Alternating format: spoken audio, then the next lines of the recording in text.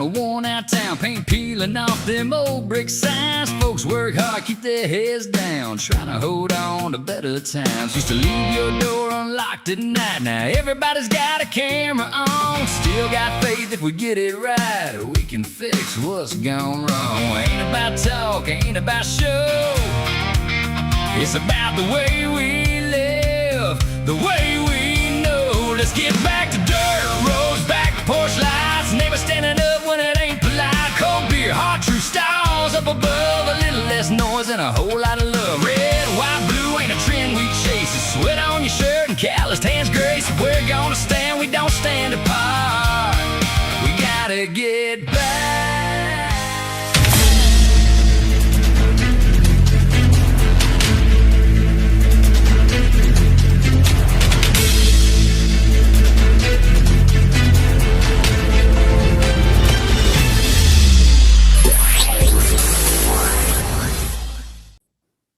What is up, and welcome in to Apex News Above the Noise. I am Kyle Thompson. And I'm Craig Blanton. Craig, not much has gone on today. Not a lot is happening in the world. Nothing, pretty boring. Nothing at all. Nothing. Not a darn thing. I don't even know how America's just even operating today. I know. It's just Sleepyville, USA. Well, we do have 4 stories tonight, and the first one is going to be talked about for a very long time, Craig. This morning in the Dirksen Senate office building, Dr. Anthony Fauci, America's doctor, sat down in front of the Senate Homeland Security and Governmental Affairs Committee under subpoena and then declined to answer any question, anything at all. Not one. He invoked his Fifth Amendment right more than 111 times. Isn't that amazing? It was fun watching it. If it was a drinking game, you would have been in trouble. Yeah. He invoked the Fifth Amendment in his opening statement and repeated the same sentence more than 100 times over roughly 3 hours. This is a man who has appeared before Congress more than 250 times. He has never, ever done this before. Then, overnight, Iran launched a surprise ballistic missile attack on American forces in Jordan, and the President of the United States responded this morning with language we're going to have to sanitize for you to even be able to get it on the air. We won't leave any mystery to you. You'll know what it is. And James Comey, we haven't heard from him in a couple of weeks, so it's good that Mr. FBI. Jim Comey's back. James Comey has asked a federal judge to throw out the criminal case against him, and the grounds he is citing are going to make some of you literally laugh out loud because he says the government illegally surveilled him. The irony. And we're going to close with California Governor Gavin Newsom because the woman at the center of the latest scandal that nearly ended his career 20 years ago has decided on the eve of his presidential campaign that she wants to correct the record. And we will also let you know about a big book release that's coming out in September and where you can get it. I hope you're ready to travel all over the United States. But I noticed there wasn't a New Hampshire stop, an Iowa stop, or a South Carolina stop, or a Nevada stop. Well, we'll give it time. He has time to add things. So, but before we get into it tonight, if this is your first time, welcome into Apex News Above the Noise. We created this show so that you could have all the facts and all the information you need to sound smarter around the water cooler or around the boardroom without all of the spin, just the facts.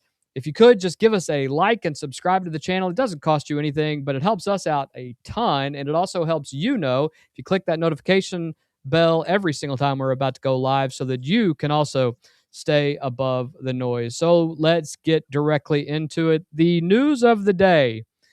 Here is what happened this morning.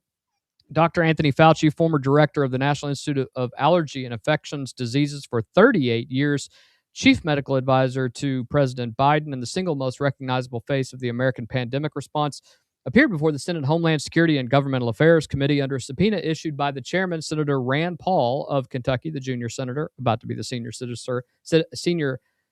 senator from the Commonwealth of Kentucky. He was sworn in. He read an opening statement, and in that opening statement, he announced that he would not be answering any questions.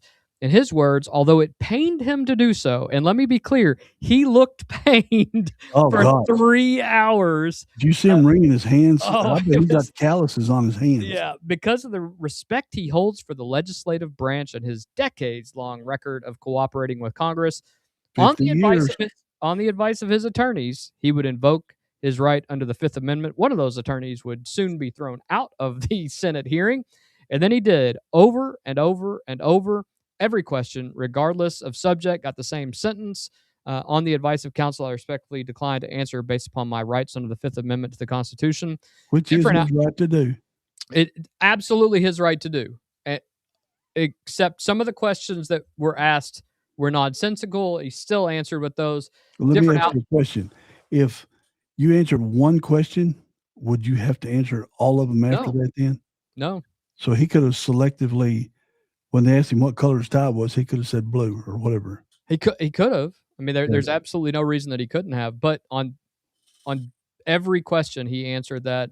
Right. Different outlets counted differently. Some tallied 50, some 74, another 106, and the highest number was 111. But every count agrees on the essential number more than 100 times is essentially what everyone believes. Craig, before we get into the why, and we have some video cuts, we're going to start with Senator Paul here in a second. Just react to this picture that you have right here. Anthony Fauci, under subpoena, in front of the cameras, saying the same 19 words more than 100 times. Right. Hours, for 3 hours. Yeah, I watched every... What does that look like to somebody who tunes in at noon and may not follow this necessarily all that closely? Right. We do. But what does that look like to your average American? It makes you look guilty, in my opinion. Yeah. I mean, just as Joe Citizen looking in like you described, makes him look like he's guilty of everything. It's shocking to the caliber of this. At one point, we'll show you this video. Senator Josh Hawley actually asked him several times, like, well, what's the color of the carpet? What's the color of your tie? Things like that. Refused to even answer those questions. You can see in the picture on the screen right here, hit to his right, our left on the screen, there's a gentleman sitting there. That is one of his attorneys. That's the one who got kicked out. That is Bob Menendez's former attorney. If you remember, had gold bars in his house. In fact, and he wasn't kicked out; he was removed. He was removed physically by. Bob Menendez, Gold Bar Bob. That was a traitor to the country. Got paid off by Egypt in cars, money, literal gold bars. He was Egypt's main lobbyist. And this was his lawyer that defended him. And listen, everybody deserves a good lawyer. I made this comment about the RPK earlier this week when they posted something about a lawyer who represents people. Everybody deserves a good defense. But when you're walking in with, and by the way, everybody behind him is also a lawyer of his. By the way, they had 6 there, right? He had 6 attorneys with him. Not bad for a guy that's worked for federal government his whole life. Yeah, right. And by the way, we find out exactly how much he was making on his pension, the most anybody in the federal government makes. In his salary, paid more than the president. Truly shocking. Before we get into some more of this, let's hear from Senator Rand Paul in his statement. 1 million Americans died from COVID-19. Some estimate as many as 15 million people died worldwide from COVID-19. Publicly, Anthony Fauci promoted the theory that the virus arose naturally, while privately, he was well aware of a mountain of evidence suggesting the virus originated in the lab. The American people deserve answers. The American people deserve to know why dangerous research was funded by NIAID in a totalitarian country, in a lab that lacked acceptable safety standards. The decision to fund dangerous gain-of-function research in Wuhan, China, will likely go down in history as perhaps one of the worst public health decisions. Frankly, the American people deserve an apology.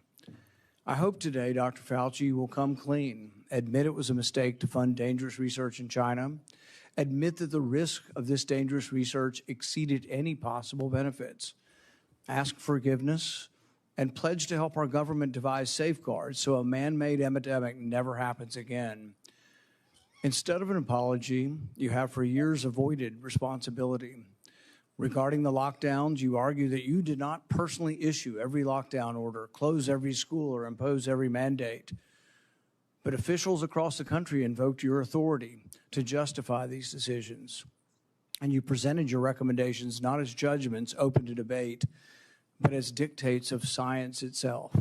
Your own words demonstrate that you understood the influence you exercised. On March 14th, 2020, you wrote that the task force recommendations were driven by me, yourself, Deb, and CDC. The next day, you wrote that you had convinced Mayor Bill de Blasio to close the New York City schools, so you were involved. That same night, Governor Gavin Newsom's chief of staff told you that the governor had decided to close California schools, bars, and restaurants after watching you on television. Presidents, governors, mayors, school boards, corporations, and Congress all bear responsibility for the decisions they made. The COVID lockdown, however, could never have been inflicted without you aiding and abetting the crime. Children lost years of education. Small businesses built over a lifetime disappeared. Patients delayed cancer screenings and other medical care. Families were separated from dying relatives. Workers were ordered to accept a medical procedure or lose their jobs. Worship assembly, employment, education, and travel were restricted in the name of science. While you did not impose every restriction, you used your public authority to justify them. And in Kentucky, Craig, if you'll remember, our governor sent Kentucky State Police to churches to write down license plates of people and they did who were quote unquote violating the restrictions on gatherings. Yep. I remember that completely. While you concluded publicly that COVID occurred naturally, your private record tells a different story. In early 2020, your hand-picked virologist warned that the virus appeared to have been manipulated in the lab. In a conference call concerning the origin of the virus, all but two of the participants believed deliberate insertion was possible. Your concern was not merely theoretical. That same week, you led an urgent effort to determine whether your own agency had funded the research related to these experiments that were now under suspicion. Hours later, your assistant reported that the Wuhan experiments had indeed been reviewed and approved by the NIH. Those were not the actions of officials who believed that a research-related origin was an absurd conspiracy theory. They were the actions of officials urgently trying to determine whether their agency funding was connected to the research under discussion, connected to the pandemic. And before we go on, Craig, I want to talk about what he just said right there. Mm-hmm. He just pointed out that within hours of finding out that this virus was out there, that he and his people, talking about Fauci and his staff, staff were essentially saying we were the ones who were funding the research and the work that was being done. And when I say we, NIH, and NAID were funding the research and the work that was being done in the Wuhan virology lab. Well, and remember when Fauci told them either via email, text, or phone call to delete all their stuff concerning what you just said, because they were selling a whole 180-degree different story to America, even though in his own book, his own diary, he notes that it's highly suspected that this came from that lab. Do you understand what this does to the trust in the institution of medicine for the entirety of the United States? I mean, obviously there are people who will always believe what their doctors say, but there are people who are, and there were some stories that came out today. Josh Hawley mentioned some, Rick Scott mentioned some. Parents, very stressed out and upset about the idea of, do I trust myself in getting these different shots for my kids? Things we didn't think about before. Yeah. Now they're making us think about them because we don't trust them anymore. And people are blaming Trump for that. But in reality, 99% of it is Hollywood. I'm trying to think of that actress, Gwyneth Paltrow, with Goop, that started the deal of not taking your shots, your measles, all the things that children get in the beginning. It made me even concerned with because I never really thought about it because my kids were already grown, but now my grandchildren are getting those shots. man, they get a friggin' ton of shots. They do. But then you think about the folks who are older, who get flu shots regularly, right. who Which got all these other things. I don't take. But there are a lot of people who used to take them, and now they're like, I don't take them at all now because I don't trust anything take them. I don't take them because I looked at their effectiveness. Right. Well, each season, because the flu travels the planet, goes to Australia, goes from the northern hemisphere down the south and back up to us. So they predict, and that's all they can do is predict because it's throwing a dart at the board. Yeah, and sometimes it's only 30% effective. Sometimes it's never more than 60% effective. People can get the shot and still get the flu, and so. I just don't take, because it averages around 48% effective. If you look at the data, which me, I do. There are just so many people now who say, I don't trust any doctors. And it's because of things like this. Now, there will be some that say, I absolutely believe everything they say. They're going to believe that anyway. But this genuinely hurt the trust in the medical field. I mean, I trust my doctor. Sure. No doubt about it. And I trust our hospital. They saved my life after that car wreck when I got T-boned. No doubt about it. But overall, for the whole country, with what we're learning after the fact, that Fauci just flat out lied to the country. Over and over and for years. The FBI kept stuff out of Biden's daily briefing. Yeah. This, again, proven Biden wasn't a damn president. It was other people. And I said yesterday, if the Democrats approach this with the idea that, hey, maybe we didn't know everything, Fauci, why would you lie to us? Why would you do this? Right. Only one did that, and that essentially was Fetterman. Right. Not a big surprise there, but we'll continue with what Rand Paul says. You could not hide that your agency had funded the Wuhan research or your long history of defending gain-of-function research. The only alternative left was to argue that COVID-19 did not originate in the Wuhan lab. You were not a detached observer. You had an institutional interest in the public believing that federally funded research had nothing to do with the pandemic. It was a conflict of interest from the very beginning. The authors of the proximal origin of SARS-CoV-2 privately had serious doubts about a natural origin. Within days, though, they flipped, and they all wrote the proximal origin of the virus was almost certainly not a laboratory construct. That paper was then used by the government and the media and you to discredit Americans who were asking the same questions that you and the authors were asking yourselves privately. You even cited proximal origin from the White House podium. You held it out as evidence that the virus could not have been engineered, but you didn't disclose your role in the discussions that preceded the writing of the paper. You did not disclose the author's original concerns. You did not reveal that you had been part of the paper, that you had read and offered editorial comments on the paper before it was published, before you began using it as evidence that it couldn't have originated in the lab. You did not disclose that you had immediately investigated yourself whether NIAID funding might be connected to the research. You did not tell the American people the full story. Duly released private messages indicate that the doubts with the authors and others didn't disappear after the publication. So while this was being waved at the White House to show that it couldn't come from the lab, the authors were still privately continuing to assign a meaningful probability to a laboratory origin, one thing in public and another in private.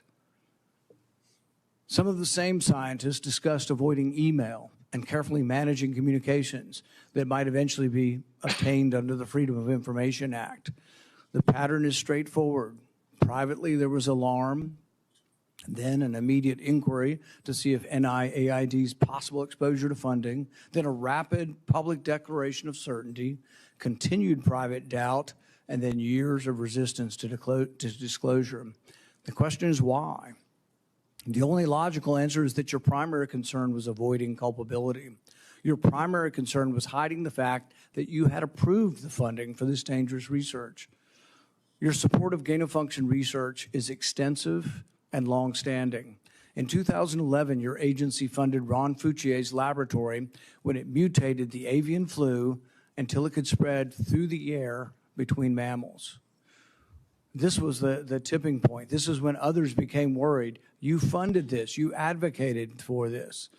The federal government's own biosecurity board, though, recommended withholding the details of these experiments because of the danger the research posed. People were concerned that publishing it was publishing a roadmap to creating bioweapons around the world. But you sided with the gain-of-function scientist Fauci and argued that the benefits of publishing the research far outweighed the risks.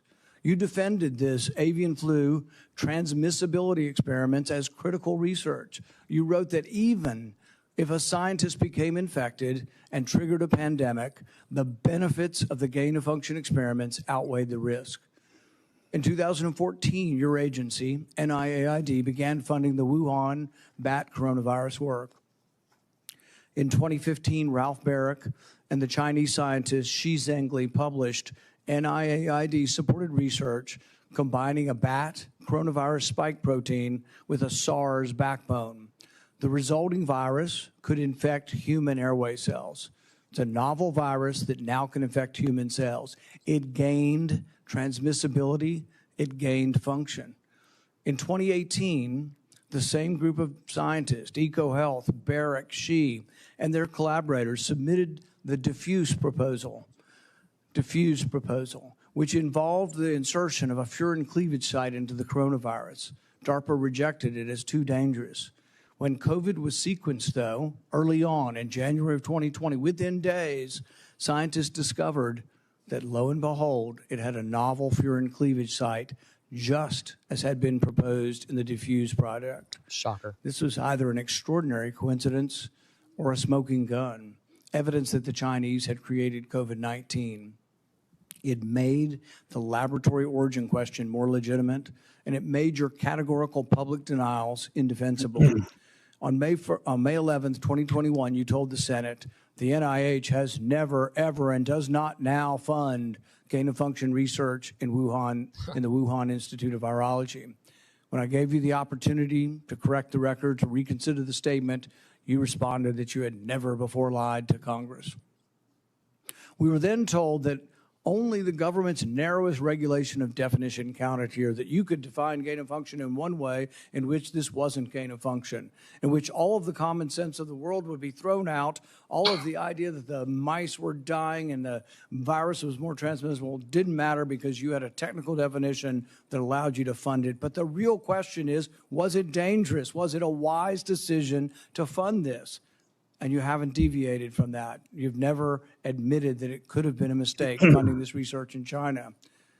The American people weren't asking for a semantics debate over what is gain of function. They were asking, does common sense say this research was dangerous in Wuhan? They wanted to know whether their money-funded experiments in Wuhan that made bat coronaviruses better able to infect humans. The answer is yes. They wanted to know whether NIAID adequately supervised their work. The answer is no. When you defended this research, you described its benefits in the broadest terms. But when Congress demanded accountability, you hid behind the narrowest possible definition. You can't have it both ways. Your conduct concerning federal records raises further questions. It is a crime to destroy federal records. Yet our investigation reveals your assistant diligently reported that she deleted tons of emails. In 2024, you testified that you did not delete federal records. Who's telling the truth, you or your assistant? The committee has obtained repeated instructions from you telling federal officials to delete communications. I have a feeling I know who's February getting 2nd, subpoenaed 2020, next. one day after Origin's call, you told Francis Collins, please delete this email after you read it. That's what I was asked for your voluntary Why? cooperation to come today. Your appearance had to be compelled by subpoena. You're here today under duress. You are here today because of the court ordering it. President Biden issued you a sweeping pardon extending back to 2014, the same pardon he gave to his son Hunter. A pardon may protect a person from criminal prosecution. It doesn't rewrite history. It does not erase documents. It does not convert a misleading statement into a truthful one. He's not and reading it does not none of prevent this. Congress from establishing what happened. There will be another pandemic. There will be another crisis. And there will again be officials who insist that uncertainty must be hidden for the public's own good. They will demand obedience. They will invoke science. I am the science, as though it were a commandment. They will argue that government officials cannot be questioned because questioning them would undermine public trust. Yeah. They have it backwards. It is secrecy that destroys trust. It is arrogance that destroys trust. It is censorship that destroys trust. And it is the refusal to admit error that destroys trust. That loss of trust may be your most damaging legacy. Trust can't be ordered. It has to be earned. No scientist is above scrutiny. No government official is beyond accountability. And no public servant has the right to treat the suffering of millions of Americans as a footnote to his preferred version of history. That is Rand Paul's best opening remarks in his history in the Senate by far. Yeah, it's not even close. And this has been years in the making as well. Yeah. This goes back as far as 2021 when he was questioning him. And remember, he would laugh at Rand Paul and say, "You don't know what you're talking about." Well, you can pull that stuff on a lawyer or just a yokel that doesn't. Yeah, it's not a doctor, but not a doctor. And Rand Paul is a doctor. He's a doctor, and so's a couple other senators. Went to Duke, a medical school. I mean, this is a well-trained individual, knows what he's talking about. The crazy thing about what happened was he then went on for 5 minutes of questioning, didn't answer anything that Rand Paul asked him, and understand why that is remarkable. Anthony Fauci has testified before Congress more than 250 times across a 54-year federal career. He's discussed HIV and AIDS, anthrax, the pandemic flu, Ebola, Zika, bird flu, COVID-19, a 14-hour closed-door transcribed interview that he went through. He has never invoked the Fifth Amendment. Today was the first time. Fauci was not quiet about why he accused Senator Paul directly of what he called, and this is a quote, an unhinged obsession with calling for his prosecution. And he characterized the release of his private diaries, 1,141 pages that Paul made public last Friday, as a move aimed at embarrassing and intimidating him. If they're his words, they're his facts. They're his facts. They're his statements. His stated legal reasoning was narrow and frankly coherent. President Biden pardoned him in January of 2025 for conduct up to that date. No, the pen did. Right, but an auto pen did. Whoever it was after that, and there's some statements that we'll hear here later about that. But a pardon does not cover false statements made after that. So any answer he gave in that room today could theoretically generate a fresh perjury case if you lie. But Paul had preemptively rejected that logic. Speaking to reporters on Tuesday, the chairman said there is no risk of perjury if you simply tell the truth. Even if you come in and say everything that I said in the past was a bunch of BS, you can't be charged with perjury. Right. And I think that's the thing. Clear, like we talked about before. So you have two options. And so Fauci could admit to not telling the truth in the past. That's the thing that I want to get clear. He could come in and say, I lied in the past, but I'm not lying now. He could admit destroying record. He could walk in right now, admit, yes, we destroyed thousands of emails, and there's not a thing they could do to him. Yep. Not one thing they could do to him. He could admit to presenting only one side of science, and that none of it could be a crime. Not one thing. The only thing he cannot do, Paul said, is lie again. So my question to you, Craig, is this. The legal argument on Fauci's side is actually, it's sound. A pardon covers the past, not a future false statement. But Paul's answer is that you just tell the truth and there's no exposure. Who has the better of that exchange in this situation?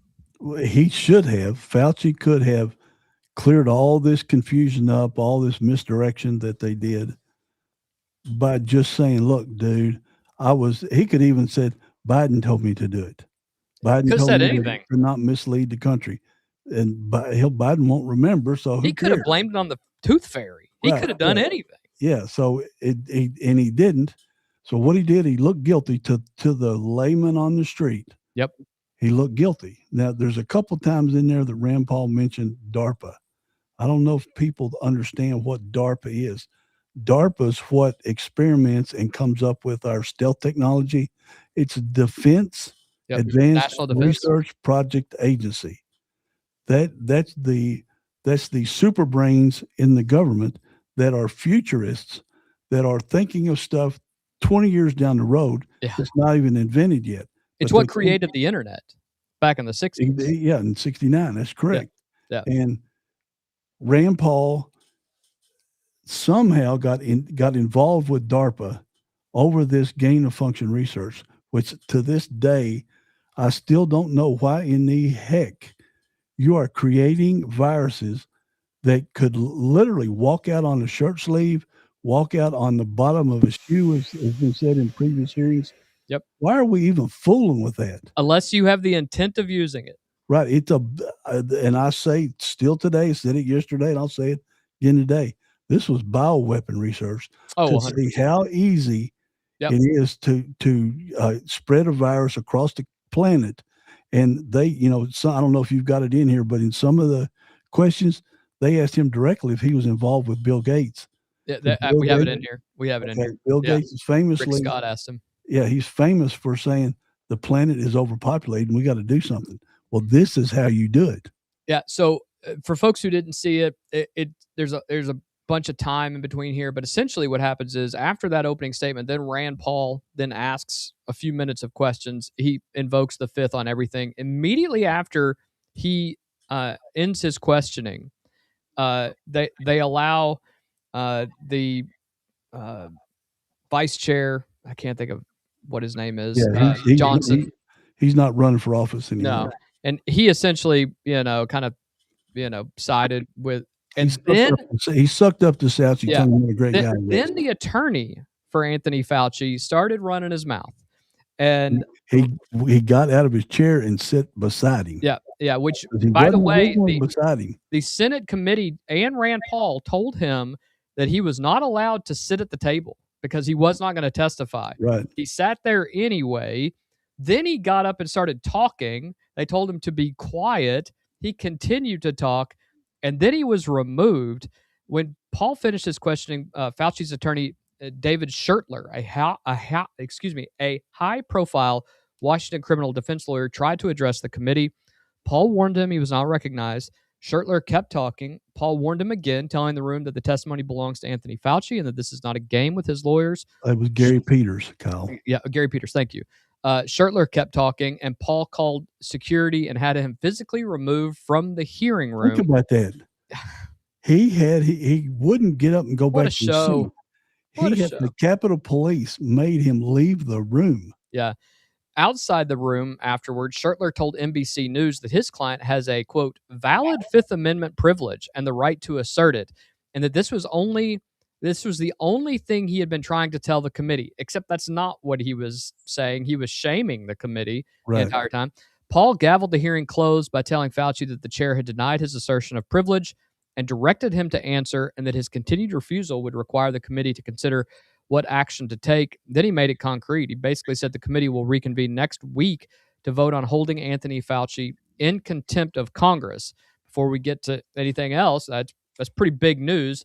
I want to then talk about what Rick Scott said, because we have Rick Scott and then we have Josh Hawley. This is another set of questions, boy, that talks a lot about some connections that were there that a lot of people were questioning, and he got into it. So Rick Scott's a doctor too, right?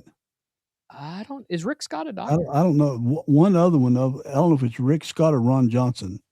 I'll look it up. I think Ron Johnson's an attorney. Okay. I mean, a doctor. Yeah. Okay. Yeah. That's what I meant. Doctor. Yeah. Let's get into it. Okay. Respect for the subpoena. Thank you. Senator Scott.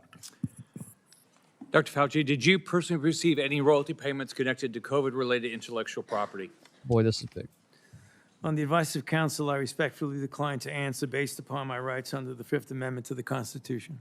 Given that NIH receives royalty payments from certain pharmaceutical companies, why would any American believe these financial ties did not influence decisions about which treatments were promoted or restricted? On the advice of counsel, I respectfully decline to answer based upon my rights under the Fifth Amendment to the Constitution. Why doesn't NIAID publicly disclose these payments? On the advice of counsel, I respectfully decline to answer based upon my rights under the Fifth Amendment to the Constitution. Did you partner with Bill Gates on global health initiatives or vaccines? On the advice of counsel, I respectfully decline to answer based upon my rights under the Fifth Amendment to the Constitution. How much did Bill Gates entities provide in funding to NIAID collectively since 2005? On the advice of counsel, I respectfully decline to answer based upon my rights under the Fifth Amendment to the Constitution. To your knowledge, did Bill Gates partner with China on sensitive research? On the advice of counsel, I respectfully decline to answer based upon my rights under the Fifth Amendment to the Constitution. Specifically, dual-use research such as countermeasures or gain of function? On the advice of counsel, I respectfully decline to answer based upon my rights under the Fifth Amendment to the Constitution. Do you know if Bill Gates' entities partnered with U.S. government classified programs? On the advice of counsel, Sounds like I know somebody else is getting a based upon subpoena. my rights under the Fifth Amendment to the Constitution. Do you know if Bill Gates maintains an active national security clearance? On the advice of counsel, I respectfully decline to answer based upon my rights under the Fifth Amendment to the Constitution. Did you advocate or request for Bill Gates to receive a security clearance? On the advice of counsel, I respectfully decline to answer based upon my rights under the Fifth Amendment to the Constitution. Do you have any knowledge that NIAID or NIH through HHS sponsored or requested a security clearance for Bill Gates? On the advice of counsel, I respectfully decline to answer based upon my rights under the Fifth Amendment to the Constitution. Around 2010, my understanding is that the government shifted its approach to biodefense countermeasure research. Did NIAID, under your leadership, partner with the Obama White House or any other U.S. government classified entities on sensitive countermeasures research? On the advice of counsel, I respectfully decline to answer based upon my rights under the Fifth Amendment to the Constitution. Did your office take Yes, it steps to was. drive biological research investments? On the advice of counsel, I respectfully decline to answer based upon my rights under the Fifth Amendment to the Constitution. What was private industry's take on the type of research in the 2010 timeframe and before? On the advice of counsel, I respectfully decline to answer based upon my rights under the Fifth Amendment to the And I Constitution. watched all Was this, it Cal. considered too dangerous to conduct, and industry was hesitant to take this on and invest in? Oh, we were talking as On it the was advice going. of counsel, Yeah. I respectfully decline to answer based upon my rights under the Fifth Amendment to the Constitution. Why did you take steps to mature the government's approach to biodefense? On the advice of counsel, I respectfully decline to answer based upon my rights under the Fifth Amendment to the Constitution. Were there any specific lines of effort or actions you felt were needed during this time to improve the research development and fielding model? On the advice of counsel, I respectfully decline to answer based upon my rights under the Fifth Amendment to the Constitution. How was dual use and gain of function incorporated or accounted for in maturing biodefense countermeasures? On the advice of counsel, I respectfully decline to answer based upon my rights under the Fifth Amendment to the Constitution. Did you ever discuss moving gain of function countermeasures research out of government space to private industry space? On the advice of counsel, I respectfully decline to answer based upon my rights under the Fifth Amendment to the Constitution. How were these private organizations regulated through government oversight while conducting risky research, including gain of function or gene editing technology? On the advice of counsel, I respectfully decline to answer based upon my rights under the Fifth Amendment to the Constitution. Did the Obama White House or any government entities take steps to inject funding into private industry? On the advice of counsel, I respectfully decline to answer based upon my rights under the Fifth Amendment to the Constitution.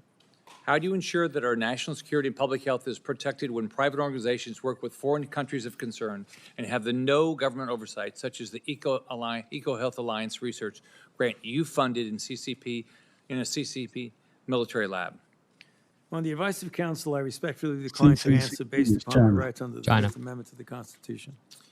Given the culture of the pay to play at NIAID, did you or anyone acting on your behalf make any payment or enter any arrangement in any way or fashion to secure influence the broad pardon you received from President Biden?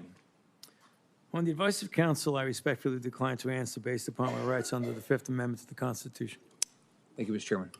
Listen, if you can't answer, if you paid or influenced the president or his people to grant you a pardon, it's already been granted to you. Yeah. Well, I got a question for you. Yeah, hit me with it. Senators or lawyers don't ask a question they do not know. That's the correct. answer to. That's correct. That's what's so. They know the answer. They've got the information. And if Rick Scott and Rand Paul are already saying, we know you deleted federal information, documents, whatever. And if it was paid for by NIH or NIAD, then that's federal document. That's a federal item, right? And you can't do it. You can't do it. You can't delete things like that, things to avoid FOIA or otherwise. Okay. FOIA, Freedom of Information Act. So if they're asking questions of, did you instruct people to delete these items, they know those items were deleted and they know what's in those items. And I was joking earlier when I said it sounds like I know who the next subpoena is going to go to, but I think this is just the tip of the iceberg at this point. And before we go any further, Craig, people are asking, why do we care? What does it matter? It's in the past. What good is this doing? This is just the Republicans hanging on to, trying to blame stuff on Fauci. Your answer. My answer. Oh, me answer? Okay. Yeah, you answer. The reason they want to get to the bottom of this so it doesn't happen again. Exactly. Government covers up everything. We don't know what's going on with, and apparently they don't know what the right hand's doing when the left hand's doing it. Exactly. So the only way it can come forward is being transparent. If they made a mistake, even though this would be a horrible, would costing millions of people's lives and untold other millions. If you make a mistake, you make a mistake. Yeah. Even if it's negligent. I made a mistake. You have a pardon for it. Hey, ain't this what brought down Governor Fletcher? It brought down Governor Fletcher. It's brought down many a person in power before. They try to cover it up, and you cannot cover nothing up nowadays. It's impossible. No. With the internet, and because the internet never forgets, with the intrusive tools, the stuff the CIA and NSA and all these people got, you cannot hide nothing. If you lie to the federal government, you're a fool. Well, and they've been working on getting. They've been working on getting the information to show that what he was lying to Congress years ago, and 4 years, and they didn't have it then because the Biden administration, the Biden FBI covered up so much stuff. Right now that this stuff has been made non-secret, whatever the terminology is. Declassified. I mean, what? Yeah, it's been declassified, right? This stuff's been declassified. Now they can go through it, and now they're bringing it to the public light. They are showing the light of disinfection, or whatever that term is, on these documents to show that this was a horrible. Maybe the word, obviously, it's worse than Watergate by a mile. Oh yeah, this could be the worst cover-up in the history. And they're talking about Watergate 55 years later. So don't tell me that something that killed a million people. Yeah, they're still writing books about it. And it's not just that there was a cover. It's not that we disagreed whether hydroxychloroquine or, ivermectin, or if you should get the shot. That's not what this is about.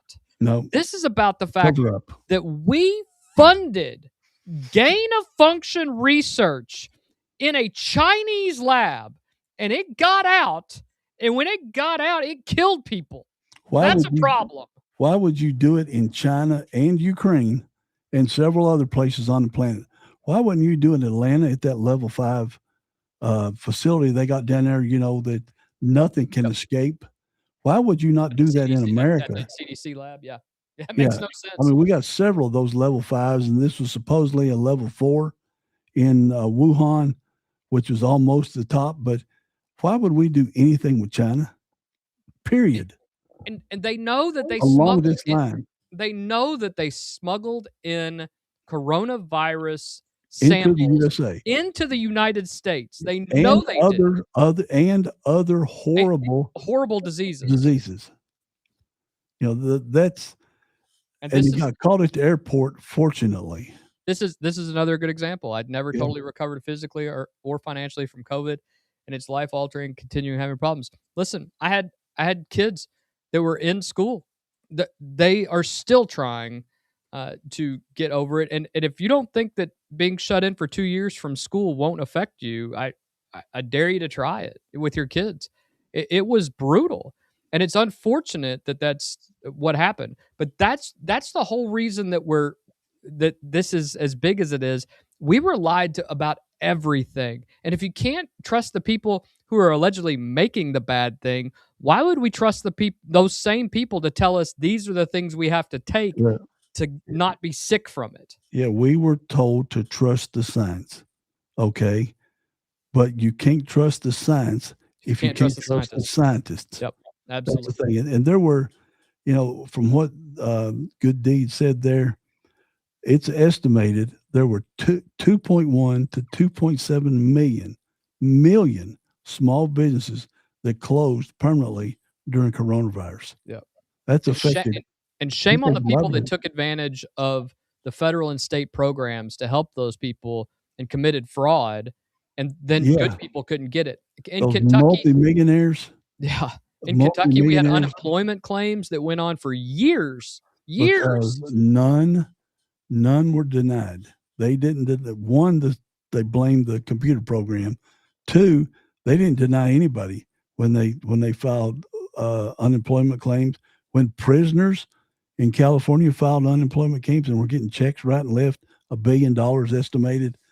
I mean, there was so much fraud in this, but then you had people in Eastern Kentucky, Western Kentucky, even Central Kentucky who were applying for benefits and couldn't get anybody on the phone. Right. They were weeks and weeks and weeks behind.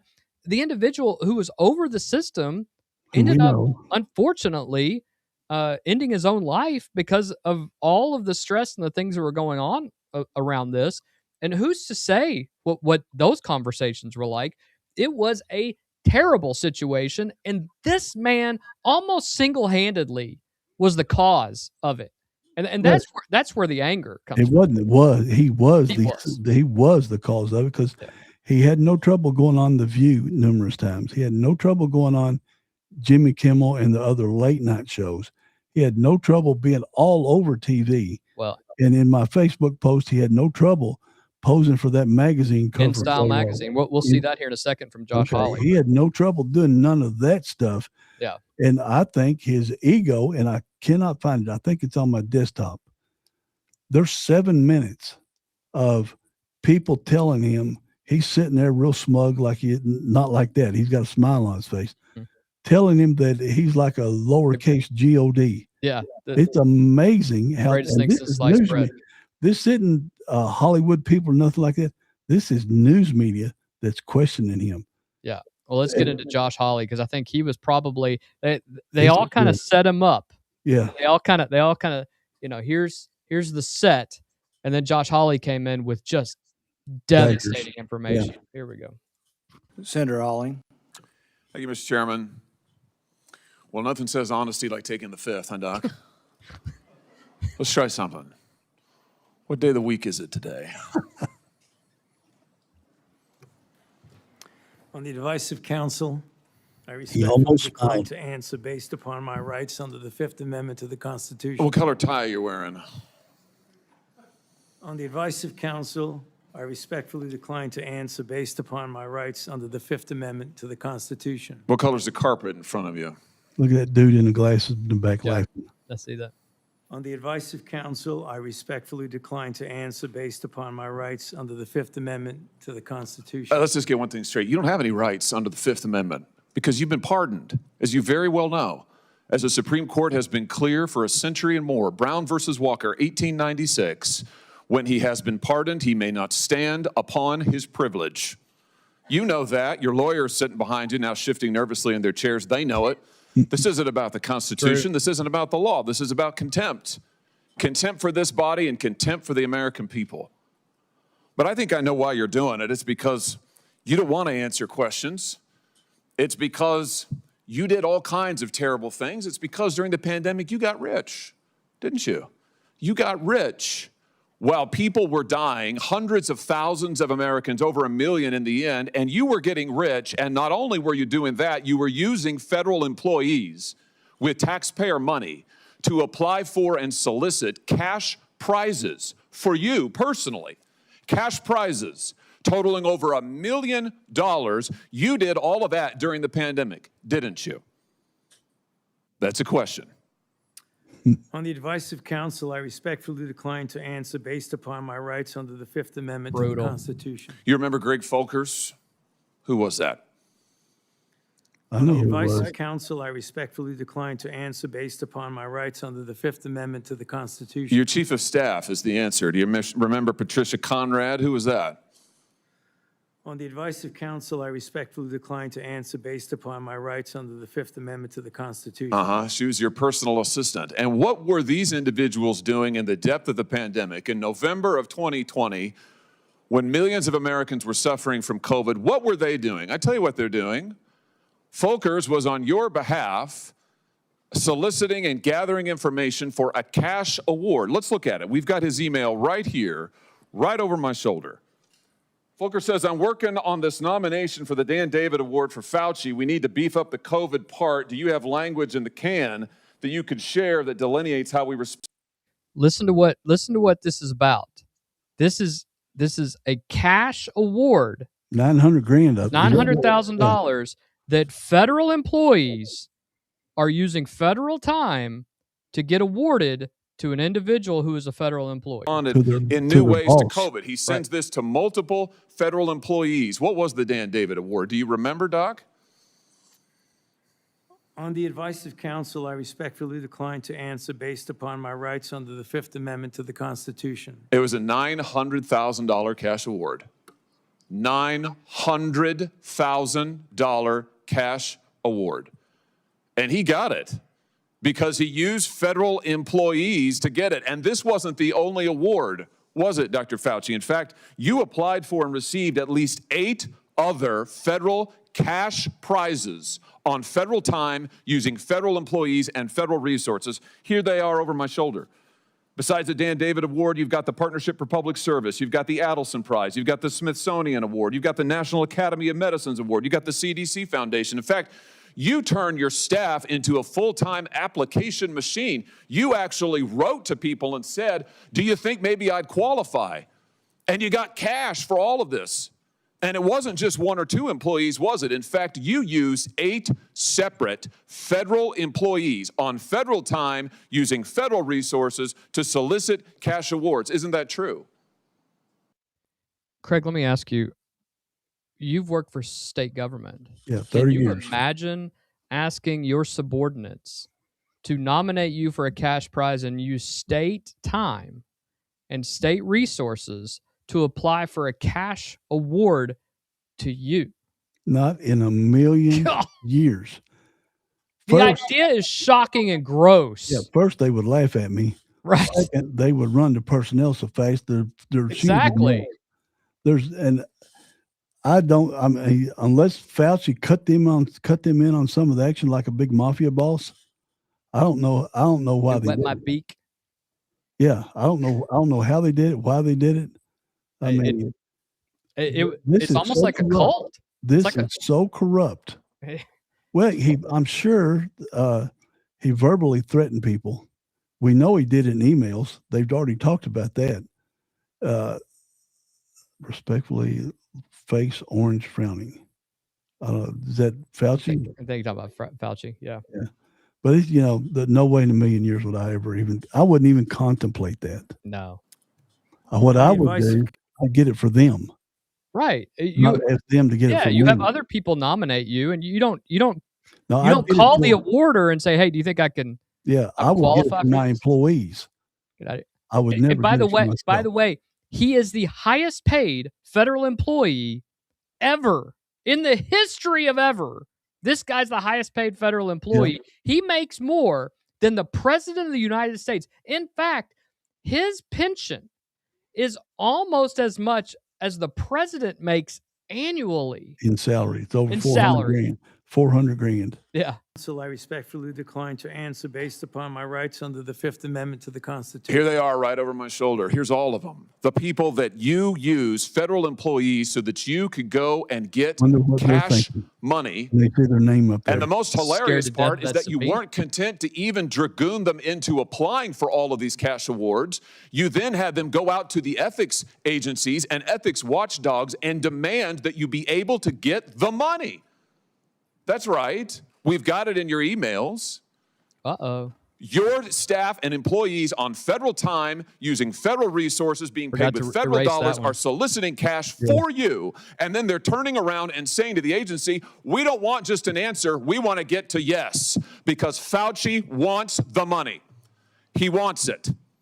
We want to get to yes, and yes takes time. This is your chief of staff again, using federal email to pressure the agency's own ethics people so that you could get money, so that you could get rich.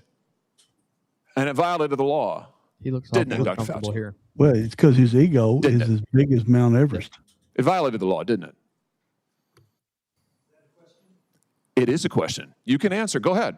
On the advice of counsel, I respectfully decline to answer based upon my rights under His the Fifth ego is Amendment to the driving you now. Constitution. Federal Okay. law, as you very well know, prohibits the solicitation of cash awards or other personal benefits for federal employees.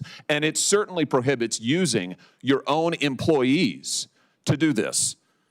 5 CFR section 2635-205B. But that's not in the pardon. It says it right there in black and white. You cannot use federal resources, federal dollars, federal employees, federal offices, federal email, federal time to solicit cash awards. And you did all of it. And the worst part is thousands of people were dying while you were doing it. You were supposed to be the nation's doctor, and you're playing one on TV. But this is what you were doing with your time. Isn't that true?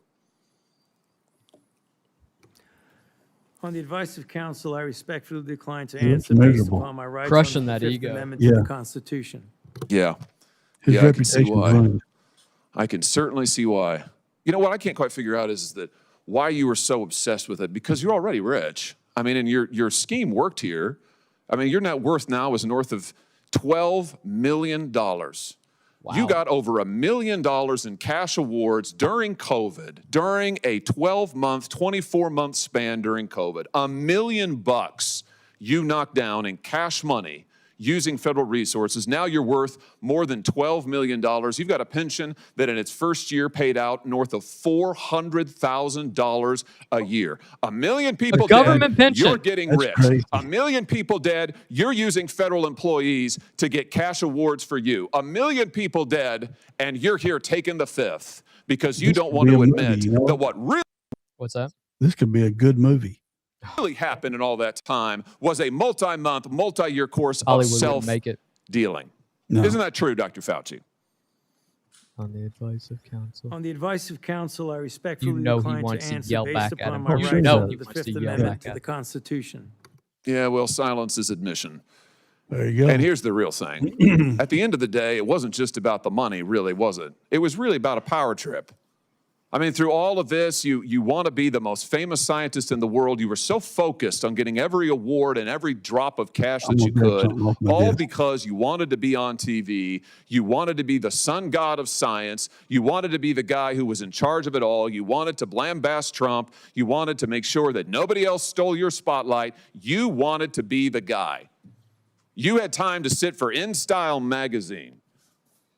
Here's what you were doing with your time. You could sit for InStyle magazine, but you can't answer questions for the American people. You could sit for InStyle magazine, but you're here taking the fifth. You could sit for InStyle magazine and get $1 million in cash awards, but now the cat's got your tongue. I bet he does. I tell you what, here's my conclusion from all of this. This was really all about you the whole time. Somewhere along the way, you lost your way. Oh, You may have been a good public servant at one time. I don't know. But I can tell you from reading your emails now, from looking at what you did, how you used your employees, somewhere along the line, it became all about you. You became a narcissist and a megalomaniac and a liar. And you've lied to the American people, and you've lied to this body. And you've disgraced your profession by doing it. You called yourself the most famous scientist in the world. You've done more to harm science than anybody in my lifetime. And I hope you'll go home and write that in your diary. Well, that's brutal. I mean, that is just. Here, this is what I grabbed, Kyle. See if it'll show. Was that your COVID? There's your That's COVID my vaccine card. That's my COVID card. Yeah, I got 3 of them damn things. you can go into any restaurant now with that. Yeah. You'll be And good. pointless. Yeah. Total Totally. waste of time. But I'm not throwing it away. Good Deeds says, "Can I sue him?" The irony to that question, Good Deeds, is if anybody sued him, he would claim qualified immunity as a federal employee at the time. Yep. Even if what he did was criminal, he would claim qualified immunity under it, and it would take you a dozen years and get absolutely nowhere. That's Right. it's with no answers available. The hearing became a series of arguments delivered at a man who would not respond. Senator Josh Hawley of Missouri, as you just said, did the thing Everybody's going to see clip tonight. He opened, as we just showed, his time, not with COVID, not with gain of function research, but with 3 questions. What's the day of the week? What color tie are you wearing? What color is the carpet in front of you? Fauci gave the same answer to all 3 on the advice of counsel. I respectfully decline. Hawley, who is a Yale-trained attorney, former attorney general for the state of Missouri, was making a legal point, not a comedic one. It's important that we decipher that. His argument is simple, that a pardoned man has no live exposure to self-incrimination for pardoned conduct, and therefore cannot stand on the privilege. That what we watched was not the assertion of a right, but the manufacturing of a contempt posture at this point. Reasonable lawyers disagree with him on that, and that's fine. But by asking what color the carpet was, he made the argument visible to people who will never read a brief, never hear any other argument. Then Hawley turned to money, accusing Fauci of seeking to enrich himself during the pandemic, or some people call it a plandemic, and holding up the InStyle magazine cover from the summer of 2022. Brutal. That would be so embarrassing. Yeah. He closed with the line that will... You got the picture, right? Yeah, they showed the picture on it. He closed with the line that's going to outlive this hearing. It's going to be up there forever. You have done more to harm science than anybody in my lifetime, and I hope you'll go home and write that in your diary. Yeah. That was rough. Craig, Hawley turned a technical legal argument into a bit about carpet color, and it worked. That clip will be everywhere tonight. It already is. Is that good lawyering made accessible to normal people, or is it a senator playing to the camera at the expense of a hearing producing anything? Well, he'll because the Democrats didn't ask a single question. Nope, never asked a question. They tried to come close was Fetterman making a statement. Yeah. But they didn't ask a single question. So I'm going to be watching over the next couple weeks. Is Fauci going to start doing the TV tour again? Yeah, I don't know if he will or not. I don't know if he's allowed to do it or not. But this whole thing was, we talked yesterday. I was trying to think how to say this, but I'm glad they didn't Rand Paul didn't just ask his question and say, "Are you going to take the fifth on everything?" and then just cancel it right there. Yeah, I'm glad they allowed all the senators to ask the questions, even though he said his plead the fifth 111 times or 70 times, however many it was. I'm glad that America gets to see that, if they get to see it, if the news media covers it. I did check when it was going on. CNN, MSNBC, Fox, ABC, and NBC, and CBS all had that Fauci was testifying. I was really surprised that they all had a little thing on their website saying that it gets clicks. People watch. Yeah. The one person you mentioned, John Fetterman, became the only Democrat in the room willing to say out loud that the lab leak got branded a right-wing theory when it should have been treated as an open question. One sentence. That's all that mattered. And people have to remember, and he said this in his testimony or in his questioning, John Fetterman was the lieutenant governor of the state of Pennsylvania at the time of the pandemic. And he even said, and I give him a ton of credit, he said, I don't know if what we did was right or wrong, and I'm going to question that for the rest of my life. But what we did is we tried and we asked questions, and yet something as simple as did it come from a lab got branded as a right-wing conspiracy instead of getting to the heart of the issue, which is what's the right thing to do at this point. And you couldn't have conversations with people. And I think that very interesting way of putting it. They told you to stay home. Yeah, exactly. And so it's, there were other people who spoke and essentially said, look, you were called racist. You were called, sexist. You were said that you hated your neighbor, that you hated old people, that you weren't a good citizen because you didn't do A, B, C, and D, and you were constantly shamed for doing what wasn't considered the right thing to do at the time. Yeah, my wife watched Good Shepherd church services with her dad on a laptop. Yep. Because they couldn't go to church. And, you mentioned Bashir had the state police out there, whatever church it was. I'm not 100% sure, so I'm not going to say. But he had them out there writing license plates. I would love to have been in those troopers' minds thinking, this is what I got training for. This is what I risked my life for. is to write down a bunch of license plates, people going to church. Yeah. I mean, God almighty. I think there's a couple things that we have to take a look at. All right. I want to separate a couple things that are getting blended together tonight as we talk about these things. First, I have to be very, very clear. Anthony Fauci has every right in the world to invoke the Fifth Amendment. He has the right to do it. That right exists precisely because we do not want a system where the government can drag a citizen into a room and squeeze him until he generates his own prosecution. We don't want that. As a lawyer, I respect that. That's fine. Rights are not a reward for good behavior. You have them all the time. But second, and this cuts the other direction, invoking a right and being vindicated are not the same thing. The Fifth Amendment protects you from the government. It does not protect you from the public's judgment, and it was never designed to. For 5 years now, this man was the most powerful, unelected official in America, Craig. On the planet. On the planet, by far. He shaped whether your kid went to school, whether your business opened, whether you buried your father alone, whether you were allowed to stay in the military. This man controlled it. And this morning, asked under oath whether he told his own staff to destroy federal records, he declined to answer. The right to that question, if you did not do it, is no. It costs you nothing. And so here's where I land on all of this. I do not think we know that Fauci ordered records destroyed yet. Now they may subpoena. The Senate might know it though. They may know it, and I have a feeling they do, or they wouldn't be asking those questions. Right. Paul says documents show it. Paul is a serious investigator, and the Morens indictment tells us this culture existed inside NIH. We know that. But an allegation, a letter, is not a finding of fact, and I'm not going to pretend otherwise on this program or any other time that we do this. Mm-hmm. What I do know is that the man who told America to trust the science had one chance today, one single chance to clear his own name in front of the country, and he took the Fifth Amendment instead.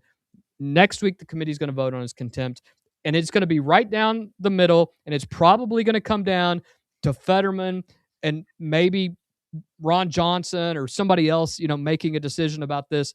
But I hope for the first time,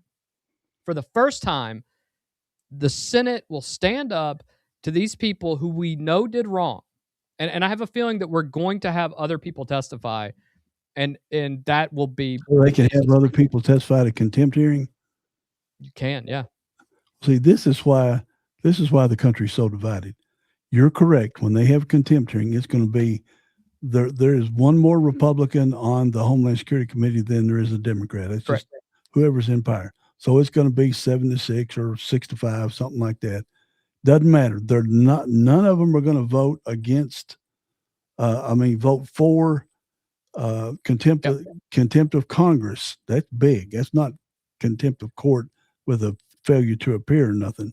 This is contempt of Congress, and no matter what, the Democrats are going to say they're going to vote no, 100%. And until we're honest with the people, not us, them, till Congress gets off of this Democrat and Republican thing and doing what's right for America, this country's going to stay divided like this the rest of my lifetime. It's sad. It really, really is. Because it doesn't have to be a Republican Democrat thing. Listen, Democrats, my Democrat brethren, if this man lied to you and kept your children home from school wrongfully and lied to you about the science, and he was personally responsible for this terrible disease even being created, then he needs to be held account for it. Period. End of story.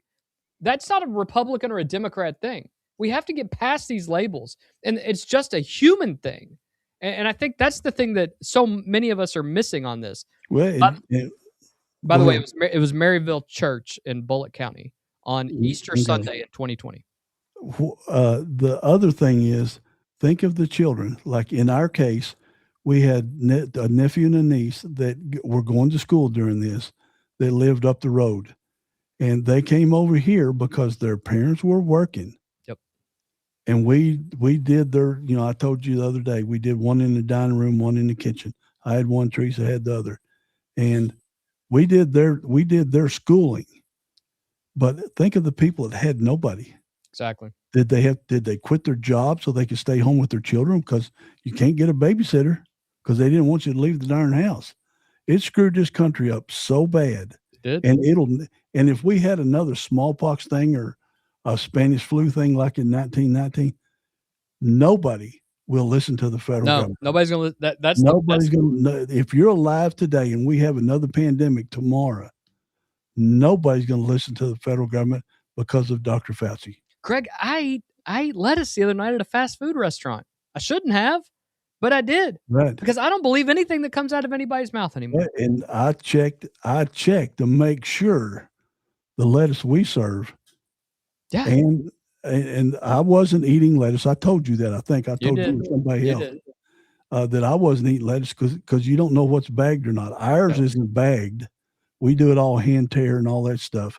But I still checked the source to make sure it wasn't lettuce coming from Mexico, to make sure that I was not endangering our customers. Well, you're absolutely right. You're absolutely right, though. The people will Taco Bell recover off of this? Even though, remember, initially they said it was Taco Bell. They traced it to Taco Bell. Then a couple of days later said, no, it wasn't Taco Bell. And it wasn't Taylor Farm. Yeah, everybody that heard Taco Bell, did they hear it wasn't Taco Bell 2 days later? No. Of course not. No, Taco Bell's lost customers forever. Yeah, that's unfortunate. We'll move on, and we'll obviously cover what happens next week if they have that contempt hearing next week. It sounds like the Senate's not going to be in recess next week, so it sounds like they'll have plenty of time to. Yeah, I hope they're not, because they got to vote on the SAVE Act. One way or the other. From a hearing room in Washington to a very real war where Iranian missiles came down on American troops overnight. The president's response this morning came with language we're going to have to clean up a little bit for you. Overnight, Iran launched a surprise ballistic missile attack on the United States forces in Jordan. American air defenses engaged, and U.S. officials say the missiles were intercepted. There was almost no warning. The president said this morning that American personnel had, in his words, just minutes to respond and shoot down the incoming missiles, and that he had watched video of U.S. forces calling out coordinates in real time during the interception. Then Donald Trump gave his response to Fox News chief foreign correspondent Trey Yingst, a war veteran. Everybody should follow Trey Yingst on Twitter. You should absolutely do that. And we are going to give you the sanitized version because we would like to keep this video monetized. The president said the United States is going to, and here he used two words we cannot say on this channel, beat the everything out of them. And then he added, clearly, we'll be hitting them hard. They're going to get a beating. And that is the president of the United States on camera promising retaliation in the language of a bar fight. And he is serious, Craig. And I would not be shocked if tomorrow afternoon you do not hear that an absolute pummeling is coming from the United States and Israel at this point. And, Craig, first reaction to the language, not the strategy yet. I think the president's frustrated here. Presidents have cursed privately for as long as there have been presidents. This one, Lyndon Johnson did it all. Lyndon Johnson did a lot. Nixon did a lot. Yeah. This one has done it on camera before, but this one time to a network correspondent about an active war that's going on.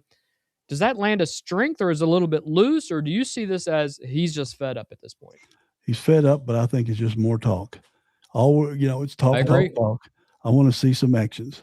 I agree. If it's going to end, then we've got to use Israel's intelligence on where these IRGC leaders are, where their camps are, where they're sleeping at night, and just bomb the living. Same thing Trump said. Yeah. SHEET. Bomb the sheet. Out of these people. If we don't, this will turn into a quagmire. It'll turn into what the Democrats are using all the time. But we got to quit just bombing the heck out of them for a few days and then letting them slack off so they fight can to recover. win. Fight to win. Yeah. I've got a picture over there on my wall by my door. It says, "I fight to win." I mean, I see that every time I leave the room. But it's time for America, because I've said again and again, we haven't won a war since World War II because we fight for headlines. Man, it's time to win.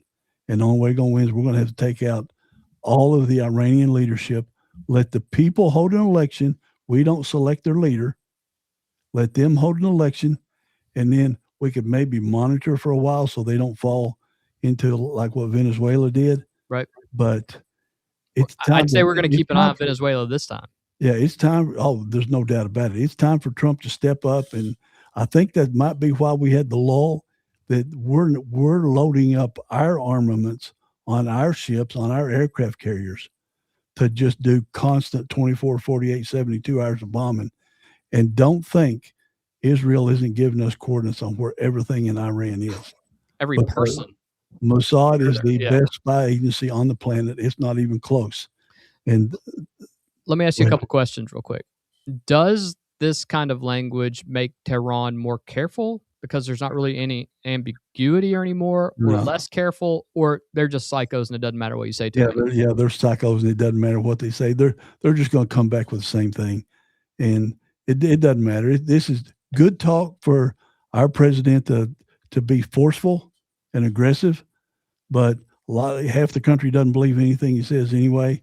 And Iran, they're just nuts. They don't care if they're going to kill 30,000 of their own people. They're nuts. For protesting. Oh, they don't care about what we say at all. They never have. We're the great Satan to begin with. Let me ask you this question. We're 5 months in now, 16, 17 dead Americans, a collapsed ceasefire, and the administration still says negotiations are ongoing, while the Iranians say that they aren't. And ironically, it's CNN's listening to what Iran's saying as if they're the bastions of truth. Yeah, CNN is embedded inside Iran. So don't they are in Iran. Is there any appetite in Congress for a war powers vote? No, they're wusses. They don't want the Democrats aren't going to vote for it because their constituents don't want to do this. Now, if it was a Democrat president, they would be salivating. Oh, because remember, I know at least since Bill Clinton and probably since George Bush Sr., even since Hillary Clinton is part of this too, even though she wasn't president, they've been talking about saying Iran will not get a nuclear bomb. But all it was talk. Yeah. Now, but Trump acted on his talk. And now, it's the worst thing in the world. But if you look back in the Wayback Machine and get on YouTube, and you can see all these presidents that have said as bad or worse of what Trump has said towards Iran. Yeah. Hillary says, if I win, they will never get a nuclear weapon. She said, if I win, I'm going to bomb Iran. Yeah, right. And so this is part of TDS.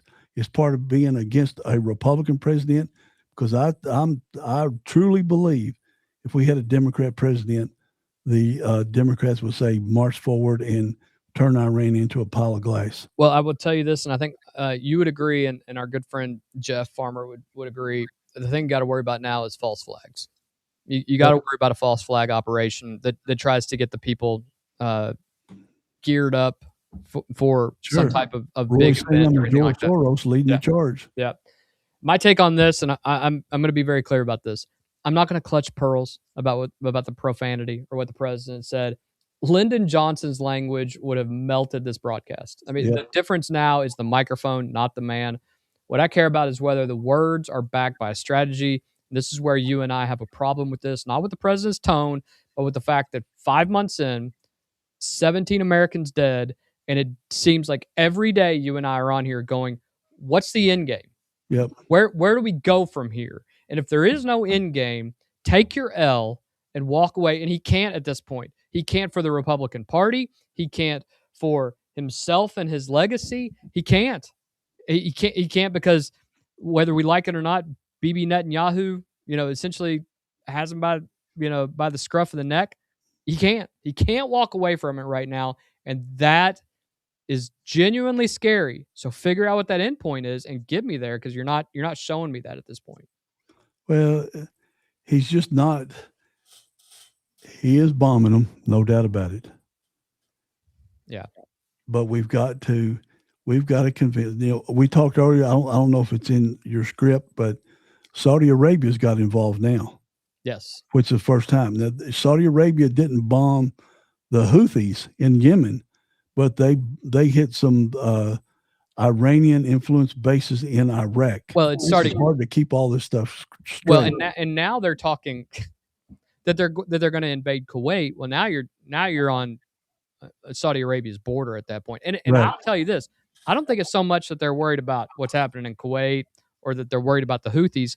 They don't want the United States military setting up in their country preparing for war because they get flack from all the other countries. So it's like they feel like we gotta be the ones to go over and smack the neighbor in the head, right? Because if I don't, then the big mean guy is going to come here. He's going to set up on my property, right? And he's going to set up to go. What is holding back Saudi Arabia is beyond me, because they've been battling for 4,000 years. Yep. I don't know why they don't just go in and take them out. Because they have great technology too. They've got our technology. Yeah, of course, and they have a. The Crown Prince is best friends with Trump. They are, and has been for a while. Now the Crown Prince is, I'm trying to think of his 3 initials, but he is best friends with Trump. He's been even before when his uncle was leading KBS. Yeah, he's got access to all of our military. They got F-16s, F-22s. Not sure if they got F-35s, but they got F-22s. I don't think so yet. Yeah, and they got the money for them. They got the money to buy them. We just haven't given them the technology. There's no air defense in Iran, so it's wide open. It's like shooting fish in a barrel. It's literally like that. I've asked you. Oh, there's nothing left. Yeah, why do we not bomb during the daytime too? They can't do nothing. They can't see us whether it's day or night. I don't know, unless it's a mental thing to drive them crazy. Saying you can't sleep during the day because we might drop bombs on you, but you can't sleep at night either because we might drop bombs on you. Well, remember, we did that in Iraq too. In the early 2000s. We're using our technology because we can see at night and they can't. Right. That's why we're doing it. But if you want to really drop the shock and awe on them, hit them 24 hours a day. Before we go live tomorrow night, I can guarantee we'll have updates that we'll bring to you all as we go live tomorrow. I guarantee stuff's going to be happening. If it's not already kicking off, I don't have any notifications, but I have a feeling things are going to get pretty wild. Not tomorrow, the next day. Yeah. From a war overseas to a courtroom in North Carolina, where the former director of the Federal Bureau of Investigation has filed a motion that is either a legitimate constitutional claim or one of the greatest ironies in modern American law, and it might just be both. Late Tuesday night, lawyers for former FBI Director James Comey filed a set of motions in the United States District Court for the Eastern District of North Carolina, asking a federal judge to throw out the criminal case against him. Let's recall what the case is because it's genuinely strange. In the spring of 2025, Comey posted a photograph on Instagram of seashells arranged on a beach to form the numbers 8647. The phrase 8647. Yeah, the phrase 86 is restaurant slang, meaning to get rid of something. You know this because you don't have it. That's right. 86 green take it off, or to take it off the menu because you don't have it anymore, right? Or remove a customer, right? It's to get rid of it. Yeah, Donald Trump is the 47th president. Trump said publicly the next day that the post meant assassination and indicated he wanted the Justice Department to bring charges. In April of this year, a federal grand jury in North Carolina indicted Comey for threatening the president and transmitting a threat in interstate commerce, Instagram. Well, if you or I had done it, Kyle, under the jail, FBI would have been at our house, or Secret Service would have been at our house the next day. The very next day. No doubt the director of the FBI threatened the president of the United States with death. And it might not be from him, but it could be the crazy people that are doing all these shootings all over the country. Yeah. And these assassination attempts on Trump. Yeah. You've got the blessing of the former director of the FBI. It is worth noting that this is the second case, a criminal case against James Comey. A separate indictment in Virginia charging him with lying to Congress was dismissed in November of 2025 after a federal judge ruled that Lindsey Halligan, a former personal lawyer to the president, had been unlawfully appointed. Let's be clear. They didn't say that it wasn't a good indictment. They said that the person who was prosecuting wasn't allowed to prosecute, to hold the office, right? The prosecution. The government has appealed that dismissal. That's important to understand. Craig, set aside everything you think about James Comey for 1 second, okay? If that's possible. And just look at the charge. a photograph of seashells on a beach charged as a criminal threat against the President of the United States. Is that a prosecutable threat, or is that a stretch that would never have been brought against a private citizen? Absolutely prosecutable and would have been brought. Absolutely. It is every day. These TikTok idiots that get on there and they say crazy things like, why hasn't somebody done something already? I'll knowing what they mean. They have federal officers that show up at their door every day for that. Right. Many of them are in prison. And I'll tell you, I had a guy that was on my Facebook page that threatened President Trump. President Trump won. It's 45. So I called the Secret Service office in Louisville. Said, look, I'm doing what y'all say. Y'all said, see something, say something. They go, yeah, what do you got? And I said, the guy's name, who's not alive anymore, but I said the guy's name. I said, he is constantly threatening President Trump. He goes, well, he's not. We've already visited him. We know who you're talking about. He's already. They had been watching it too. They knew. They had paid him 2 visits to his apartment in Frankfurt. Secret Service out of Louisville had paid him 2 visits to his apartment over the threats he made online about the president. And this is so bad that it's the director of the FBI thinks, I'll just casually take a picture of this and put it on my page. This guy is one of the smartest. It's another megalomaniac. This is another guy that thinks he's one of the smartest people in the country. Yeah. You know, FBI, they think of every ramification of everything they do. Every cop does, every lawyer does, right? That's your job, right, Kyle? You think of all the angles. He knew exactly what he was doing by posting that online instead of saying that was a cute picture. I don't know what it is. Bull crap. Yeah. 100%. He should be in jail for a threatened assassination of the president. Yeah. Well, Tuesday's filing asked the court to dismiss the indictment on 2 grounds, and you're going to love these: vindictive prosecution and selective prosecution. Vindictive prosecution is a due process claim. It alleges that the government brought or escalated charges in order to punish a defendant for exercising a legal right. I assume this would be a legal right to say dumb stuff. It could be First Amendment, but it's no different than yelling fire. That's right. In the movie theater, it's the same thing. Selective prosecution is an equal protection claim. It alleges the government singled a person out on an impermissible basis. Comey's lawyers argue the government singled him out in direct response to the president's urgings and in response to Comey having successfully gotten a previous indictment dismissed. To make that argument, they attach something remarkable, and this is wild: a 76-page spreadsheet cataloging every insult Trump and Comey have exchanged over the last 9 years. Somebody ain't got something to do. We should be clear about what that appendix is. It is a rhetorical instrument, not evidence of a legal violation. And these claims are notoriously difficult to prove. Vindictive and selective prosecution motions are usually denied, but the volume is the argument. Comey's team's trying to show the judge that a 9-year pattern existed. But here's the crazy thing. The allegation making news is the surveillance claim. In an affidavit citing what he describes as substantial discovery provided by the government, Comey attorney Patrick Fitzgerald, a former United States attorney himself with a serious reputation, and I have to say that from the outset because this is just a goofy thing, alleges that the day after the Instagram post, the United States Secret Service conducted, quote, illegal electronic surveillance of Comey without a warrant at the request of a high-level Justice Department official. Reporting indicates the request came from the number 3 official at the department. The filing says the surveillance included tracking Comey and his wife as they drove back to Washington from North Carolina, including, and I want you to sit with this detail, as they stopped to visit the grave of their deceased son. On that same day, according to the filing, the Secret Service instituted a new policy effective immediately, treating the phrase 8647 as coded language for threatening the president. It should be. It should be. Comey's team is also asking for a Franks hearing, a proceeding in which a judge determines whether the government misled or lied to the magistrate who approved search warrants. In this case, warrants for digital accounting belong to Comey and his wife, and they want the grand jury proceedings disclosed. The Justice Department's response was one sentence: a North Carolina grand jury indicted Comey, and he will have his day in court like any other defendant. Yeah, right.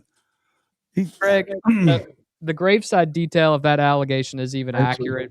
Yeah, that's to pull your heartstrings and make you feel sorry for him. Federal agents tracked a private citizen and his wife visiting their son's grave without a warrant because of because of an Instagram post. Forget whose grave it is. What's your reaction to a federal agency doing that to anybody? If it's an investigation, if it's an active investigation, don't think it don't happen even on the local police level. Bet your butt it does. They got people outside a door, outside in a car behind a tree, watching the criminal to see if they can catch him doing something. This happens 1 billion times a day in the United States of America. Yeah. Comey's just reaching for straws. He's probably stroking his own ego again by saying that. But and here's the crazy thing. James Comey ran the FBI during the period in which the Bureau obtained surveillance warrants against Carter Page, a Trump campaign advisor, the Justice Department's own inspector, the Steele dossier.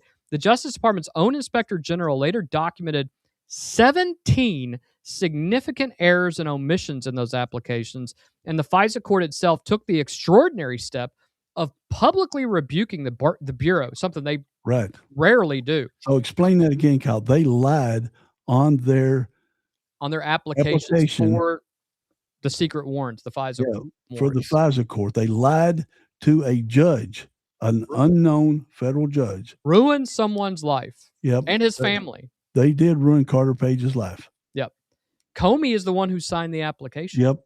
So Comey is mad that somebody surveilled him based upon a claim that he may have been threatening the president. Ain't no claim. Yet he lied on an application to a FISA court and ruined someone's life and ruined their family's life, doing worse because he lied on that application. Yeah, we know he lied on that application. Sure, and he got called out for it. Yeah, by a judge. Millions of Americans concluded from that episode that the surveillance apparatus of the United States government could be pointed at political opponents and that the people operating it would not be held accountable. And James Comey, more than any other individual, is the face of that conclusion. Flock cameras. Don't mention that. We'll do that next Thursday. That's all right. We'll do that next Thursday. But yeah, it's I don't see nothing abnormal at all about this. This is just you threaten the president, they're going to be on you. Yeah. It's that simple. You can say, well, I'm a former director of the FBI and they can't surveil me. Dude, you're an American citizen now. Even if you're director of the FBI, they can still look at you. Yeah. Yeah.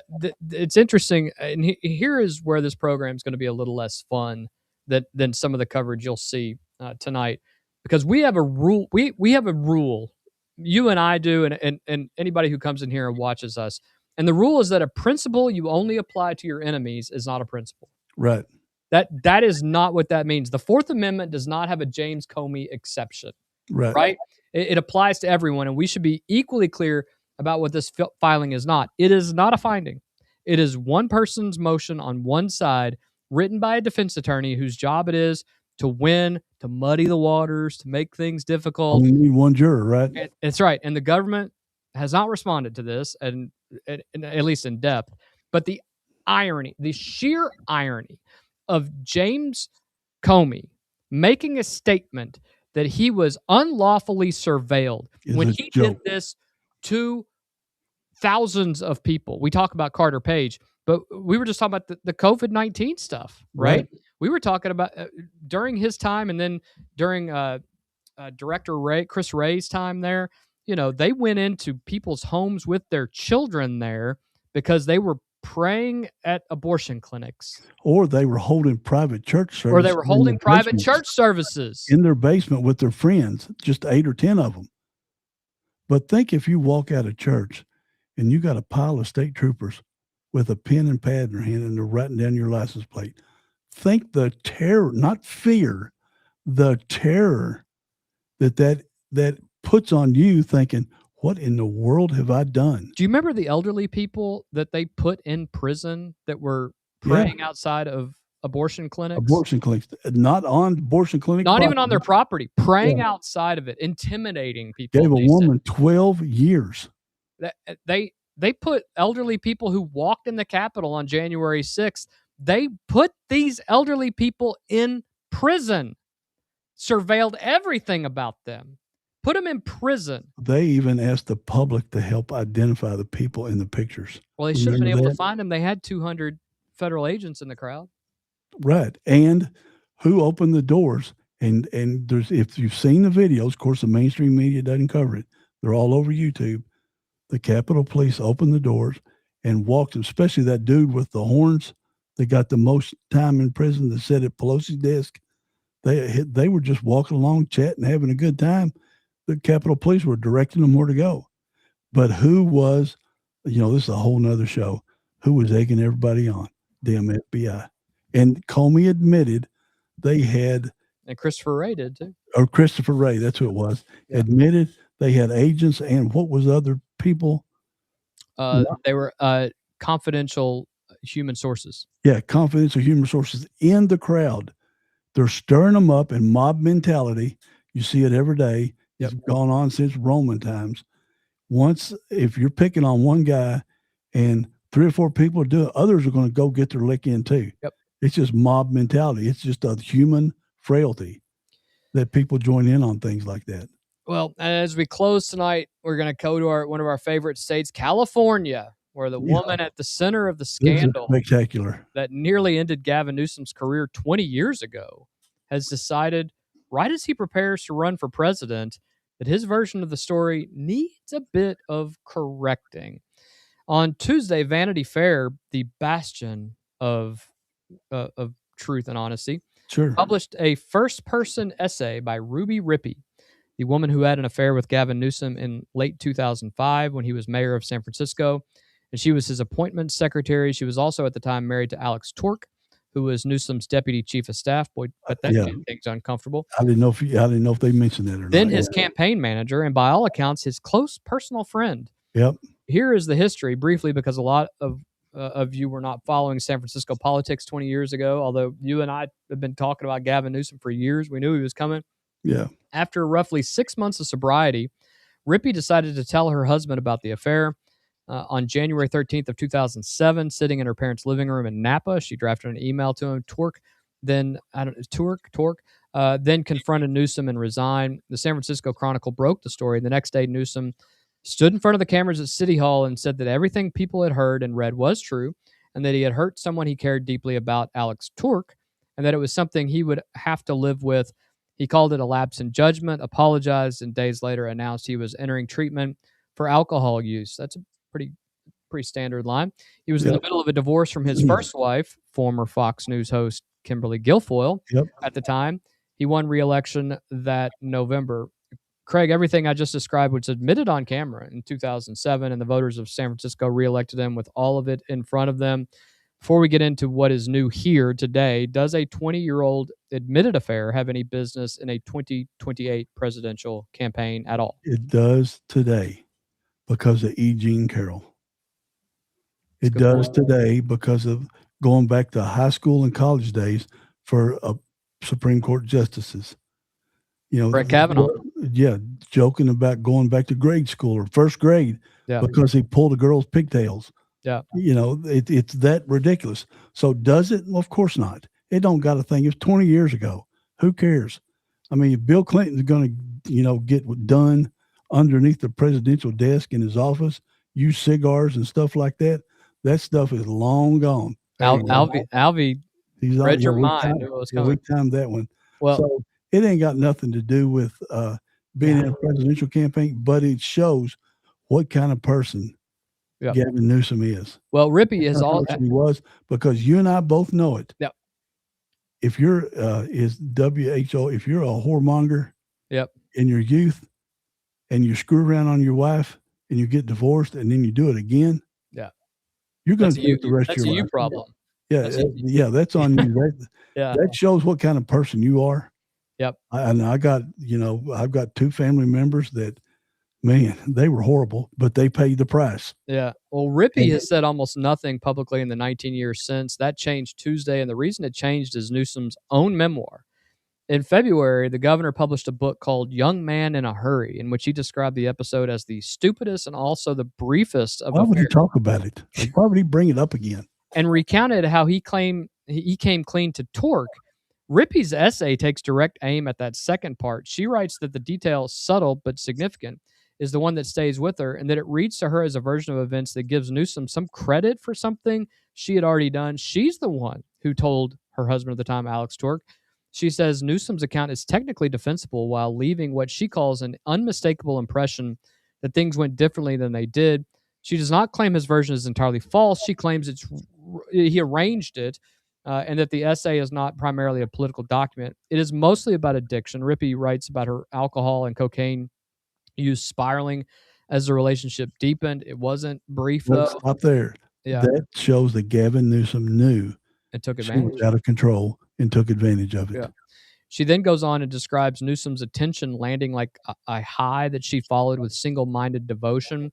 She is emphatic She is emphatic that the encounters were consensual and typically initiated by her, and she explicitly rejects the framing that she was a victim, while also writing that a power dynamic existed regardless. Her line, "Power does not need to coerce." She said she was nervous about putting the essay into the world, hoped it would add context to a painful chapter of her life, and that it's not a hit piece. Craig, the dispute's narrow. Who told Alex Tork first? She says she did. His MR implies he did. He says it was a very brief period. She says it necessarily wasn't. She's not calling him a liar. She's saying the story's arranged to flatter him. Is that a meaningful distinction, especially when we're talking about a guy who seems no matter who told who first, Newsom did it. Yep. And he did it because she was addicted to alcohol. She was alcoholic at the time. He took advantage of her. He saw the situation. She could have been drunk and they're at some event because she was his assistant or something like that. It doesn't matter who said it first. He screwed over his campaign manager. And in all extent, somebody he claimed was a good friend. Right. That's the worst thing in the world. Yeah. You know, it's he's willing to do it to his best friend. He's going to screw the American people too. I got no mercy. I've seen situations like that. I say, hey, dude, don't come to me for pity. Yeah. You're the one that unzipped your britches and did the bad thing. Well, I think the key is not that he walked out there and admitted it. All right, great, fine. And I'm not going to be scandalized by the fact that an affair happened 20 years ago. It's hard to be scandalized at all by anything that a politician does. Well, anything anybody does anymore. But he's getting ready to run for president. He writes this book, and we're going to talk about another guy who wrote a book here very shortly. And in that book, he talks about it again, but he talks about it in a manner to somehow make him a better person because he went to his friend. What are we doing? He did it because he wanted to get ahead of the press. Right. You know, it's 2 years away, year and a half away.